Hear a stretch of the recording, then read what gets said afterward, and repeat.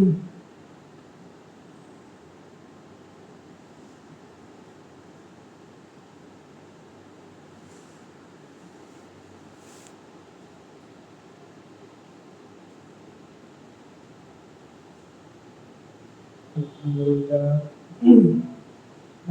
لله الذي هدانا للإسلام الذي نزل القرآن للناس وبينات من الهدى والفرقان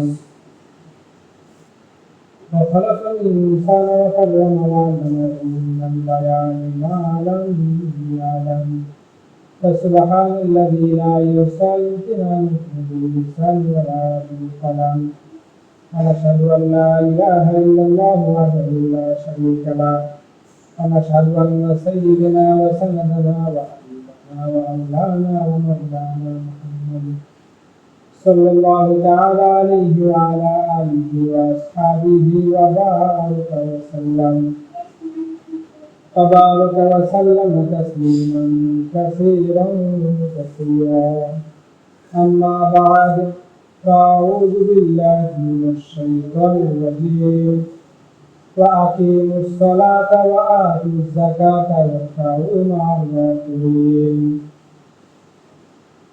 وقال رسول الله صلى الله عليه وسلم أول ما حسابه به العبد يوم القيامة الصلاة صدق الله العلي العظيم شغل بدرش اللهم صل على محمد وعلى آل محمد كما صليت على إبراهيم وعلى آل إبراهيم إنك حميد مجيد اللهم بارك على محمد وعلى آل محمد كما باركت على إبراهيم وعلى آل إبراهيم إنك حميد مجيد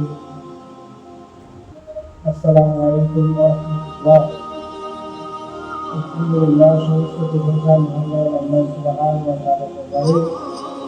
যে মহান মালিক আল্লাহ সুবহানাহু ওয়া তাআলা আজকে এই দিনটি উপহার দিয়ে আমাদেরকে দুনিয়ার যাবতীয় কাজ থেকে হেফাজত করে ভালোবেসে মসজিদে জুমা নামের উদ্দেশ্যে আসার বসার করেছে। আমরা সেই মহান আল্লাহ সুবহানাহু ওয়া তাআলার দরবারে সকলে একবার দিন থেকে শুক্রিয়া দিতে বক্তব্য দরুদ ও সালাম বর্ষিত সাইয়্যিদুল মুরসালিন খাতামুন নবিয়্যিন বিশ্বনবী জনাব মুহাম্মদ রাসূলুল্লাহ সাল্লাল্লাহু আলাইহি ওয়াসাল্লাম। ভাই, আমরা যে এই মসজিদে আসতে পারছি এটা আমাদের ক্রেডিট, এটা একটা সময় আল্লাহ তাআলা। হযরত ওমর ফারুক রাদিয়াল্লাহু তাআলা আনহু তিনি বলেন যে তোমার ইবাদতগুলো আল্লাহর কাছে কবুল হচ্ছে এটা তুমি কিভাবে বুঝবে? দেখে বোঝা যায় আমাদের ইবাদতগুলো যে আল্লাহর কাছে কবুল হয় কিনা না এটা বোঝার মধ্যে সক্ষমতা কি আমাদের আছে? কিন্তু তুমি অনুমান করতে পারো কিভাবে যে তুমি একদিন সিয়াম পালন করেছো, আল্লাহ তোমাকে আরেকদিন সিয়াম পালন করার সক্ষমতা দিয়েছে। এর মানে এর আগের সিয়ামটা হয়তো আল্লাহ তোমাকে পূরণ করেছে।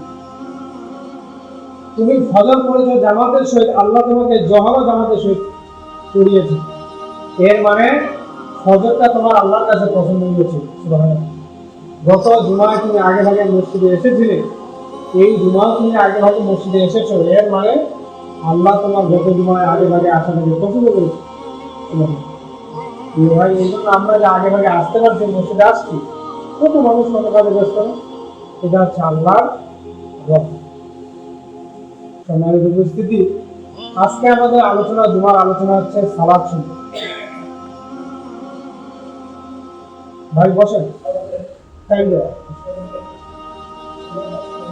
সালাত হচ্ছে এমন একটা ইবাদত, যে ইবাদত ফরজে আইন, যে ইবাদত কি ফরজে আইন বাধ্যতামূলক, যে ইবাদতের কোনো কাফারা নেই। যেমন রমাদান মাসে কেউ যদি সিয়াম পালন না করতে পারে, অক্ষম হয়, সে কাফারা দিতে পারে না, হকটা আদায় হয়ে যায়। যাকাত যদি কারণ করে খরচ হয়ে যায়, সে যদি নিজ হাতে না দিতে পারে, কারোর মাধ্যমে দিলে সেটাও আদায় হয়ে যায়। হজ যদি খরচ হয়ে যায়, যদি নিজে না করতে পারে, কারোর মাধ্যমে করলে সেটাও হজ আদায় হয়ে যায়। কিন্তু সালাত এমন একটা ইবাদত, যে ইবাদতের কোনো কথা নেই। এক ভাই সালাত করতে পারতেছে না, আরেকজন তার হয়ে সালাত আদায় করে দিল, সালাত কি হবে? নামাজ হবে? এটা এমন একটা ইবাদত, আল্লাহ রাসূল সাল্লাল্লাহু আলাইহি সাল্লাম বলেছেন, তোমরা যদি দাঁড়িয়ে সালাত করতে অক্ষম হও, বসে পড়ো। যদি তাতেও অক্ষম হয়, শুয়ে পড়ো। তাতেও যদি তোমরা অক্ষম হও, তাহলে তোমরা কি করো? ইশারা দিয়ে করো, তবুও সালাত মাফ হবে। এই সালাত এমন একটা ইবাদত, শুধু এই সালাত একটা ইবাদত না, বরং এই সালাত হচ্ছে ইসলামের একটা খুঁটি, স্তম্ভ। আল্লাহ রাসূল সাল্লাল্লাহু আলাইহি সাল্লাম বলেছেন, বুনিয়াল ইসলামু আলা খামস। প্রত্যেক জিনিসের জন্য একটা ভিত্তি থাকে, ঠিক একই ভাবে ইসলামের ভিত্তি হচ্ছে পাঁচটি, স্তম্ভ হচ্ছে পাঁচটি। বুনিয়াল ইসলামু আলা খামস। প্রথমটা হচ্ছে আশ-শাহাদাতু লা ইলাহা ইল্লাল্লাহ ওয়া আন্না মুহাম্মাদুর রাসূলুল্লাহ। সাক্ষ্য দেওয়া, আল্লাহর সাক্ষ্য দেওয়া, এটা হচ্ছে প্রথম। ঈমান আনা, ঈমান আনয়ন করা। আর এর পরেই দ্বিতীয়টা হচ্ছে ইকামুস সালাত, সেটা হচ্ছে কি? সালাত। একজন মানুষ ঈমান আনার পরেই সর্বপ্রথম তার জন্য কি কাজ? যাকাত দেওয়া, হজ করা। একজন মানুষ ঈমান আনার পরেই তার সর্বপ্রথম কাজ হচ্ছে সালাত আদায় করা, সালাত কায়েম করা, নামাজ পড়া, যেটাকে আমরা নামাজ। সালাত হচ্ছে কোরআনের ভাষা, নামাজ হচ্ছে আমাদের চরিত্র। আল্লাহ রাসূল সাল্লাল্লাহু আলাইহি সাল্লাম বলেছেন, ঈমান কালিমা, এটা হচ্ছে ইসলামের সবেমাত্র স্বীকৃতি। ঈমান আনয়ন করা, লা ইলাহা ইল্লাল্লাহ মুহাম্মাদুর রাসূলুল্লাহ, এটা হচ্ছে ইসলামের স্বীকৃতি। আর সালাত হচ্ছে ইসলামের বাস্তবায়ন। সুবহানাল্লাহ। একজন মানুষ যে ঈমানদার, এটার বাস্তবায়ন হচ্ছে সালাত। আল্লাহ রাসূল সাল্লাল্লাহু আলাইহি সাল্লাম আরো বলেছেন, বাইনা রাজুলি ওয়া বাইনা শিরকি ওয়াল কুফরি মান তারাকা সালাত। একজন মানুষের জন্য শিরক এবং কুফরের সীমারেখা হচ্ছে সালাত। একজন মানুষের জন্য শিরক এবং কুফরের সীমারেখা, এই সীমারেখার নামই হচ্ছে সালাত। যেই ব্যক্তি সালাত আদায় করে, সে কুফর এবং শিরক থেকে বেঁচে থাকে। এই জন্য আল্লাহ সুবহানাহু ওয়া তাআলা বলেছেন, ওয়া আকিমুস সালাতা ওয়া আতুজ যাকাতা ওয়ারকাউ মা'আর রাকিঈন। তোমরা সালাত আদায় করো এবং যারা রুকু করে তাদের সাথে তোমরা শামিল হও। রুকু কারা করে? যারা সালাত আদায় করে। যারা সালাত আদায় করে তারা রুকু করে, আর তোমরা এদের সাথে শামিল হও, তোমরা এটা করো। এই সালাত শুধু আমাদের জন্য ফরজ তা কিন্তু না। এই সালাত শুধু যে উম্মতে মুহাম্মাদি এদের জন্য ফরজ তা কিন্তু না। এই সালাত ফরজ ছিল ইব্রাহিম আলাইহিস সালামের। ইব্রাহিম আলাইহিস সালাম আল্লাহর কাছে দোয়া করলেন, রব্বি জাআলনি মুকিমাস সালাতি ওয়া মিন যুররিয়্যাতি রাব্বানা তাকাব্বাল দুআ। আপনারা কি জানেন যে ইব্রাহিম আলাইহিস সালামের 90 বছর পর্যন্ত সন্তান ছিল না? তিনি বার্ধক্যে চলে গেছেন, তার সন্তান নাই। আল্লাহর কাছে দোয়া করতেছেন যে আল্লাহ, আপনি আমার ঘরে এমন একটা সন্তান দান করুন। রব্বি জাআলনি, হে আমার রব, মুকিমাস সালাতি, যেই সন্তানটা নিজে সালাত করবে, ওয়া আতুজ যাকাতি, এবং সমাজে যাকাত প্রতিষ্ঠা করবে। সুবহানাল্লাহ। তাফসীরে ইবনে কাসিরে এসেছে, এই দুআর বরকতে আল্লাহ সুবহানাহু ওয়া তাআলা ইব্রাহিম আলাইহিস সালামের বংশে মুহাম্মদ সাল্লাল্লাহু আলাইহি ওয়াসাল্লামকে পাঠিয়েছেন। সুবহানাল্লাহ। আল্লাহ সুবহানাহু ওয়া তাআলা বলেছেন, হে ইব্রাহিম, আমি তোমাকে গোটা মিল্লাতের জন্য আমি তোমাকে স্মরণীয় করি। সুবহানাল্লাহ। আল্লাহ সুবহানাহু ওয়া তাআলা তার বংশে পাঠালেন ইসমাঈল আলাইহিস সালাম। ইসমাঈল আলাইহিস সালাম সালাত প্রতিষ্ঠা করলেন, যাকাত প্রতিষ্ঠা করলেন সমাজে। এরপরে আল্লাহ সুবহানাহু ওয়া তাআলা আমাদের আগে একজন নবী ছিলেন যিনি এখনো জীবিত আছেন, তার নাম কি? ঈসা আলাইহিস সালাম। ঈসা রূহুল্লাহ যাকে বলা হয়। এই ঈসা আলাইহিস সালামের উপরও কিন্তু সালাত ফরজ ছিল। তিনি বলতেছেন, আল্লাহ আমাকে বলেছেন আমি যতদিন দুনিয়াতে জীবিত থাকি ততদিন যেন সালাত প্রতিষ্ঠা করি। সুবহানাল্লাহ। কাজেই এই সালাত হচ্ছে আল্লাহ সুবহানাহু ওয়া তাআলা নৈকট্য পাওয়ার সবচেয়ে বড় মাধ্যম। এই সালাত, যদিও এই সালাত আমাদের কাছে হালাল, তাই না? করতে হয় পড়ি, জোহরে আসতে হয় আসি, মাগরিবে আসতে হয় আসি, এশায় আসতে হয় আসি, করতে হয় পড়ি, অভ্যাস। এক ভাই তিনি কোন ধর্ম খুব একটা বিশ্বাস করেন, আমাদের সাথে নদী ভাষা পুরুষবাড়ি ভাষা, তো উনি ওনার সাথে আমার ভালো সম্পর্ক। উনি গল্পে গল্পে বলতেছেন যে উনি শুধু ফজর নামাজটা পড়েন। আমি বললাম যে আপনি তো ধর্ম কোনটাই খুব একটা মন থেকে মানেন, ফজর নামাজ পড়ার কারণ এটা আমার অভ্যাস, না পড়লে ভালো লাগে, এটা হচ্ছে আমার অভ্যাস, ফজরের সময় নামাজ না পড়লে আমার ভালো লাগে। তাই বললাম যে এই অভ্যাসটা কি জোহর আসর মাগরিব এসা পর্যন্ত করা যাবে? কয় না এই সময়। আসলে মূল যে কথাটা সেটা হচ্ছে অভ্যাসের কারণে নামাজ পড়লে কি আমাদের কাজে আসবে, না আল্লাহর সন্তুষ্টির জন্য পড়লে কাজে আসবে? সালাতটা এমন একটা জিনিস, আল্লাহ রাসূল সাল্লাল্লাহু আলাইহি সাল্লাম বলেছেন, তোমরা যখন সালাত আদায় করো, যখন তোমরা সালাত পড়ো, বাহ্যিক দৃষ্টিকোণ থেকে তোমরা সিজদাটা কোথায় দাও? জায়নামাজে। এখন যে বিভিন্ন মসজিদে টাইলসে দাও, পাকাতে দাও, মাটিতে দাও। আল্লাহ রাসূল সাল্লাল্লাহু আলাইহি সাল্লাম বলেছেন যে না, বাহ্যিক দৃষ্টিকোণ থেকে এটা তোমাদের জায়নামাজে পড়লো, তোমাদের এই সিজদাটা জায়নামাজে পড়লো, এটা মূলত পড়ে স্বয়ং আল্লাহ সুবহানাহু ওয়া তাআলা কুদরতি পায়ে। সুবহানাল্লাহ। বান্দা যখন এইভাবে কুদরতি পায়ে সিজদা দিয়ে বলে সুবহানা রাব্বিয়াল আলা, সুবহানা রাব্বিয়াল আযীম, মহান পবিত্রতা ঘোষণা করছি সেই রবের যিনি গোটা বিশ্ব জাহানের মালিক। আল্লাহ কতটা খুশি হন। আল্লাহ সুবহানাহু ওয়া তাআলা বলেন, বান্দা চাও কি? বান্দা নামাজের মধ্যে বলে ইহদিনাস সিরাতাল মুস্তাকিম, সঠিক পথ চায়, গায়রিল মাগদুবি আলাইহিম ওয়ালাদ দাল্লিন, সেই সমস্ত লোকদের পথ না যারা পথভ্রষ্ট। আল্লাহ সুবহানাহু ওয়া তাআলা বলেন, বান্দা তোমার চাওয়া যখন এটা হাসবুনাল্লাহু নি'মাল ওয়াকিল ওয়া নি'মান নাসির, তুমি যখন মনে করছো তোমার রব তোমার জন্য যথেষ্ট, তাহলে তুমি এটাও জেনে রাখো দুনিয়া এবং আখিরাতে কল্যাণের জন্য তোমার রবই তোমার জন্য যথেষ্ট। আল্লাহ রাসূল সাল্লাল্লাহু আলাইহি সাল্লাম বলেছেন, এই বান্দা যখন দুনিয়া ঢুকে আল্লাহর জন্য সিজদা করে, আল্লাহ সুবহানাহু ওয়া তাআলা তার জন্য পরকালে সাবধান দিবেন। আল্লাহ রাসূল সাল্লাল্লাহু আলাইহি সাল্লাম বলেছেন, যেদিন কিয়ামত সংঘটিত হবে, এই পৃথিবীর সমস্ত মানুষ যখন পেরেশান হয়ে হাসরের ময়দানে দৌড়াদৌড়ি করবে, সেই দিন সূর্য মানুষের অর্ধ হাত উপরে এসে তার তাপ দিবে। এখন সূর্য কত লক্ষ কিলোমিটার দূরে আছে না? এরপরে যখন এই সূর্যের তাপ যখন বেশি হয়ে যায়, যখন 40 ডিগ্রি সেলসিয়াস হয়ে যায়, আমরা কিন্তু বাংলাদেশের মানুষ বসবাস করতে পারবো।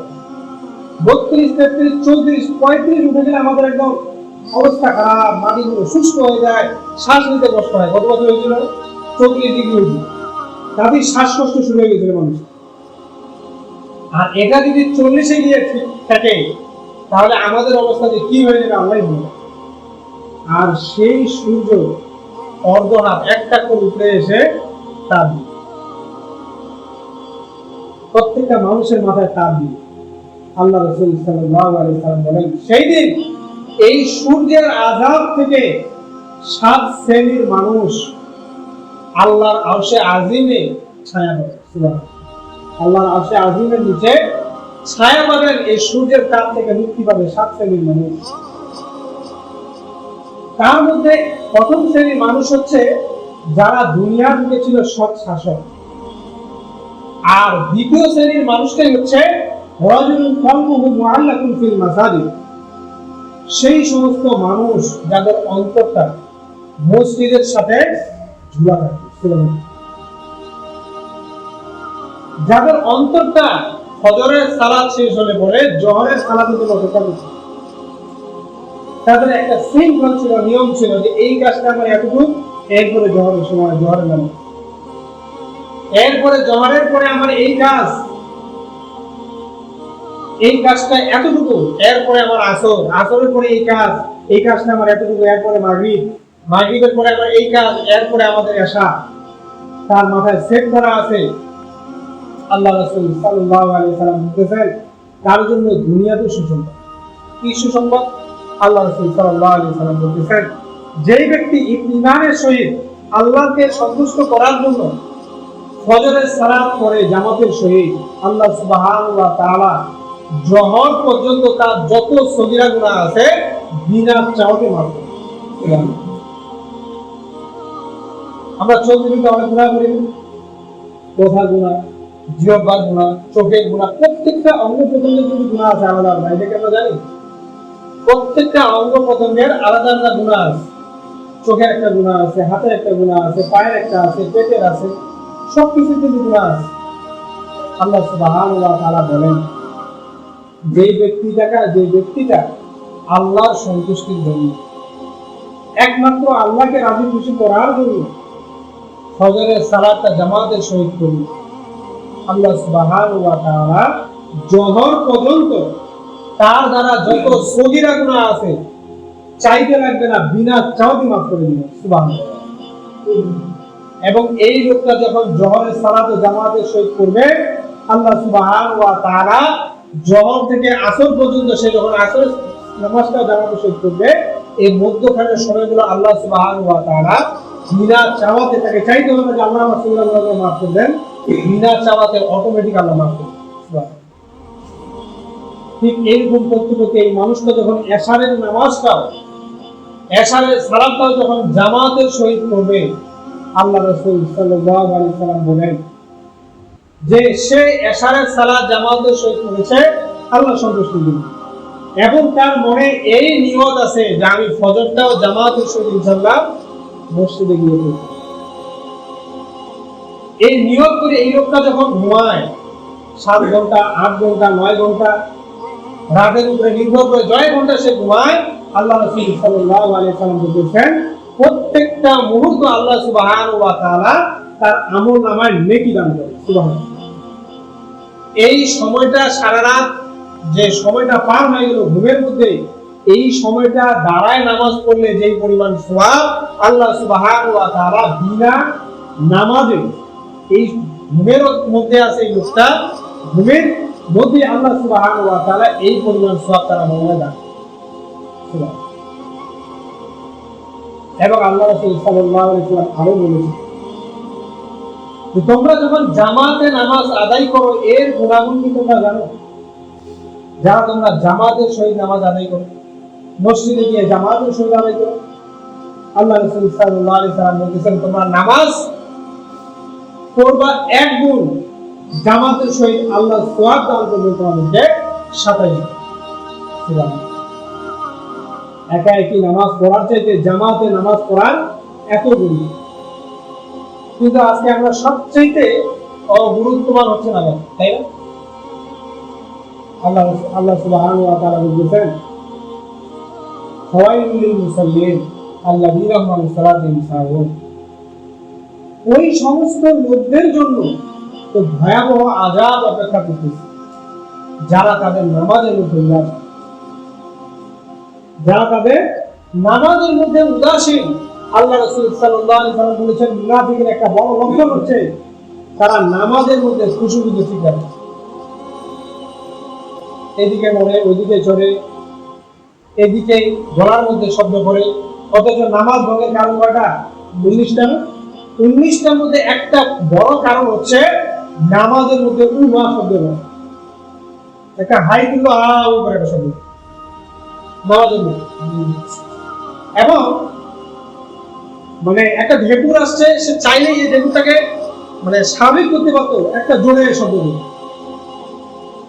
ঢাকাও গলাটা একটু টেকরানি দিচ্ছে। এই সমস্ত আওয়াজ করলে আমাদের নামাজটাই হবে।